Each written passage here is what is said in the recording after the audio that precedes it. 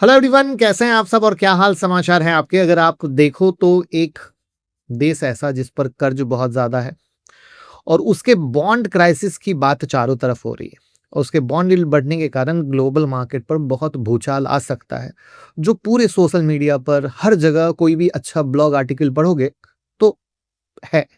तो आखिर सच क्या है? तो आज की वीडियो में हम जापान के बॉन्ड क्राइसिस को बिना हाइप किए समझेंगे। क्यों यील्ड बढ़ रही है, दुनिया के मार्केट क्यों हिल रहे हैं, और लास्ट में क्लियर टेक अवे कि ये क्रैश का सिग्नल है या ट्रांजिशन फेज है। ध्यान से, ट्रांजिशन फेज ये वर्ड बहुत इंपॉर्टेंट आता है। तो एकदम आसान भाषा में बताएंगे। पहली बार आए तो चैनल को सब्सक्राइब करके बेल आइकॉन हिट कर लीजिएगा, जिससे जब भी सोशल मीडिया पे ऐसी चीजें सुने डर ना लगे, क्योंकि मेरा काम है डर को भगाना और सही तरीके से चीजों को बताना। और यूट्यूब मेंबरशिप जरूर ज्वाइन कर लीजिएगा अगर आप चाहते हैं कि मैं कैसे ट्रेड और इन्वेस्ट करता हूँ, चाहे stock market, crypto, FNO, bullion में।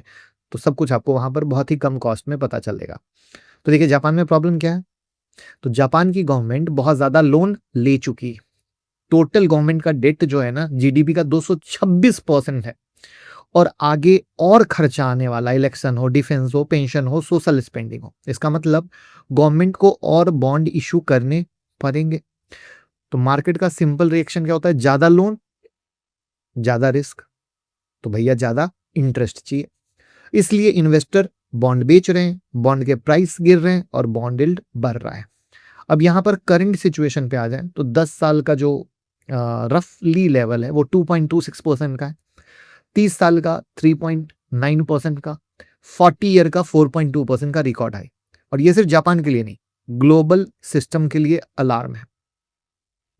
तो अब बात आती है कि जैसे हमारे देश में कुछ इश्यू होता है फाइनेंशियल में तो आरबीआई आगे आती है। तो वैसे ही वहां की आरबीआई कौन है? Bank of Japan. तो वो क्यों नहीं कर पा रहा है?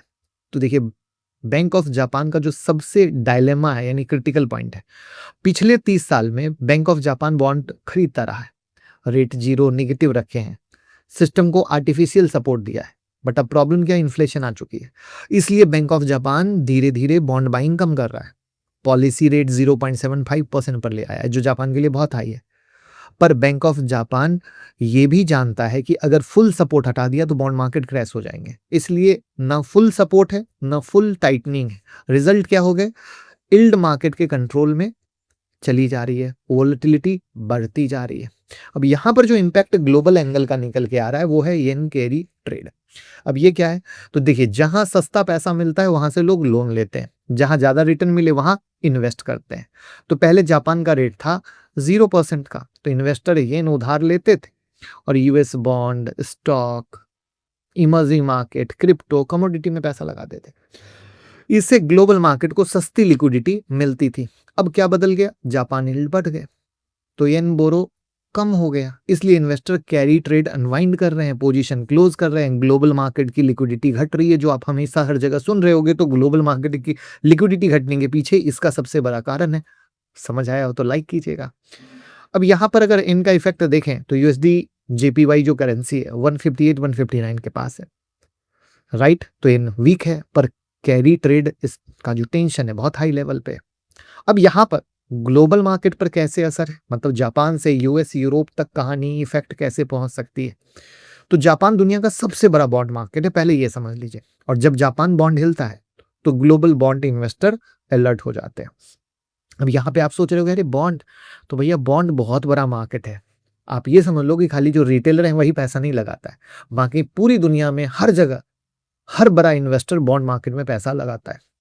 और बॉन्ड पे इसीलिए मैंने एजुकेशनल वीडियो भी शुरू कर रखी है कि भैया बॉन्ड मार्केट में आप लोगों को पैसा लगाना चाहिए, ये बहुत जादुई चीज है।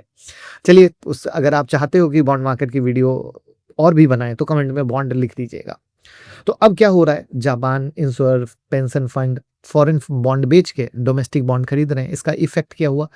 10 साल का जो यूएस 10 ईयर का बॉन्ड था वो 4.28% करीब हो गया।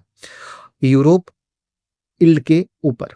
अब इससे क्या होगा? ग्लोबल बोरोइंग बढ़ेगी बढ़ेगी मॉर्गेज, कॉर्पोरेट लोन महंगे होंगे, रियल एस्टेट प्रेशर में आएगा, स्टॉक वैल्यूएशन प्रेशर में आएगा। आ गया लिंक। अब इसी से आप समझ सको ये बढ़ेगा तो कैसे ग्लोबल मार्केट गिरने की बात आती है। अब ग्लोबल लिक्विडिटी टाइट क्यों हो रही है? तो भैया जो वो सस्ते पैसे का दौर था वो खत्म होने पे है। क्योंकि जापान दुनिया का सबसे बड़ा चीप मनी सप्लायर था, लेकिन अब bank of Japan tight side में है, ठीक है। यूएस ऑलरेडी हाई रेट पे, ईसीबी क्यूटी में है। तो नेट रिजल्ट क्या हुआ, ग्लोबल की लिक्विडिटी घट रही है। जितने आर्टिकल आप पढ़ रहे हो, हर जगह पढ़ रहे हो कि भैया लिक्विडिटी टाइट है, रिस्क एसेट का को सपोर्ट कम मिल रहा है, तो क्रिप्टो भी गिर रहा है, आप मिलाते चलना, ठीक है। इसलिए अच्छा, जितने इमर्जिंग मार्केट हैं उसमें कहीं ना कहीं लोग पैसा निकाल रहे हैं, यानी एफआईआई भी जो सस्ता ला कह रहे भैया यहाँ से इंडिया को बेचो, क्यों फालतू में इंडिया में पैसा लगा के रखना है, रिटर्न भी नहीं मिल रहा है और पैसा भी महंगा है, तो मुश्किल है। तो एफआई बेच रहे हैं, लिंक देखते जाना। इसलिए stock volatile, crypto unstable, right. तो कैपिटल हार्ड एसेट की तरफ या बुलियन की तरफ, तो गोल्ड सिल्वर इसीलिए स्ट्रांग हो रहे हैं, राइट। समझ में आ रहा है, देखो कनेक्शन पूरा मिल गया, पूरा 360 डिग्री, ठीक है। अब यहाँ पे एक चीज और आ रही है कि अगर आप देखोगे ना, तो जापान का मार्केट क्रैश नहीं हुआ अभी तक, कंट्रोल है। तो क्रैश कब होता है, जब पॉलिसी मेकर कंट्रोल खो देते हैं, फोर्स सेलिंग स्टार्ट होती है। लेकिन अभी क्या है, बैंक ऑफ जापान के कंट्रोल में सब कुछ है, गवर्नमेंट सपोर्ट का भरोसा है। अब भरोसा क्यों है पता है, क्योंकि इनका पुराना रिकॉर्ड है इन सब चीज़ों को मेंटेन करके निकल जाने का। मतलब हमेशा ये निकल के आए, मतलब इन्होंने क्या बोले, वेंटिलेटर पे सिस्टम को चलाया बहुत अच्छा। तो अब आगे का क्या डिफरेंस है, तो शॉर्ट टर्म में वोलेटिलिटी रहेगी, सडन सेल ऑफ दिख सकता है, स्पेशली इमर्जिंग मार्केट जैसी कहानियों में। क्रिप्टो में बड़ी टेंशन हो जाती है, पैसा ही नहीं है जब सस्ता लगा के, तो क्रिप्टो कैसे चलेगा, तो क्रिप्टो भी नहीं चल पा रहा है, हेडलाइन मार्केट को डराती है। अब मीडियम टर्म में क्या होगा कि अगर जापान जो है फिजिकल स्पेंडिंग और बढ़ाता है और बैंक ऑफ जापान ज़्यादा एग्रेसिव हो गया, तो ग्लोबल टाइट लिक्विडिटी की ओर बढ़ेगी। तो वहां पर लॉन्ग टर्म में क्या होगा, चीप मनी का एरा खत्म हो जाएगा, जो अभी भी 0.75 पर है वो भी खत्म हो जाएगा। तो वहां पर वैल्यूएशन, जब डिसिप्लिन वापस आएगा, तो कोई भी इंसान सोच समझ के पैसा लगाएगा। मतलब हर जगह जहां से पूरा, जैसे कहते हैं आप और हम कैसे क्या करते हैं, सोच समझ के पैसा लगाते हैं, वो भी सोच समझ कर पैसा लगाएंगे। तो अब आप लोगों के लिए क्या समझना है कि जापान बॉन्ड यील्ड एक सिग्नल है, डिसीजन नहीं है। इसका मतलब पैनिक नहीं है, ओवर लिवरेज मत करो, क्वालिटी एसेट पर फोकस करो, मैक्रो वार्निंग को लो, डरो मत, ठीक है। और थोड़ा तो नज़र 2-3 महीने रखना पड़ेगा, क्या हो रहा है, कैसे हो रहा है, क्योंकि जापान में इलेक्शन भी सर पे है। तो इन सब के मद्देनज़र आपको पूरी चीज़ों को समझना पड़ेगा, तभी आप एक सेफ और सही डिसीजन ले सकते हो। तो मेरा मानना है दोस्तों, क्रिप्टो का पैसा क्यों घट रहा है वो बता दिया, गोल्ड सिल्वर में तेजी क्यों हो रही है यहाँ से आप रिलेट कर गए, इंडियन मार्केट से एफआईआई क्यों पैसा निकाल रहे हैं वो आप रिलेट कर गए। तो यानी आपको इंडिया की ही ग्रोथ स्टोरी पे फोकस करते हुए सिर्फ और सिर्फ क्वालिटी स्टॉक पे फोकस करना पड़ेगा, पोर्टफोलियो को डाइवर्सिफाइड रखना पड़ेगा, जिसमें गोल्ड सिल्वर भी रहे और सिर्फ क्वालिटी शेयर है। कचरे शेयर को भूल के मत लगाइए, क्योंकि कचरे शेयर चलते तब है जब बाहर से पैसा आता है, बट पैसा है ही नहीं। तो यहाँ पर सिर्फ वही जिसमें ग्रोथ हो, वरना वो चल ही नहीं सकते हैं। तो इस बात को समझिएगा और जानिएगा। उम्मीद करता हूँ वीडियो सच्ची और अच्छी लगी हो, तो कमेंट में बताइएगा। Thank you. आप हमारे साथ डीमेट या क्रिप्टो में अकाउंट ओपन कर सकते हैं या म्यूचुअल फंड में इन्वेस्ट कर सकते हैं, लिंक डिस्क्रिप्शन में है। हमारे साथ ओपन करेंगे तो हमें भी सपोर्ट लगेगा कि हम आपके लाइफ में वैल्यू एडिशन कर रहे हैं, तो आप हमें प्यार दे रहे हैं।